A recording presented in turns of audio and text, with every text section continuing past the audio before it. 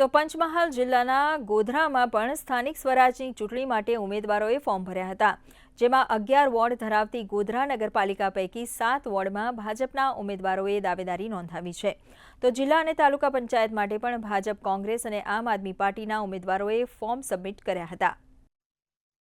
જીતનો પૂરેપૂરો વિશ્વાસ છે અને ભારતીય જનતા પાર્ટી વતી હું દાવાથી કહું છું કે 28માંથી 28 સીટ પૂરેપૂરી ભારતીય જનતા પાર્ટીના કમળને અર્પણ થશે એવો મતદારોનો જુસ્સો છે.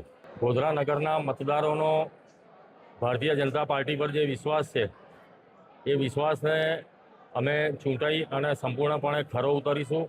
તમામ 28 ઉમેદવારો સાથે ફોર્મ ભર્યા છે. પ્રજાના જનસમર્થન તેમજ કાર્યકર્તાઓના ઉત્સાહ સાથે ફોર્મ ભર્યા છે અને આગામી સમયમાં 28 સીટ જીતવાનો પૂરતો પ્રયત્ન કરીશું. તેમજ ત્યારબાદ પ્રજાને જે પણ ગોધરાની આશા અને અપેક્ષા છે તે પણ પૂર્ણ કરવા માટે સતત પ્રયત્નશીલ રહીશું.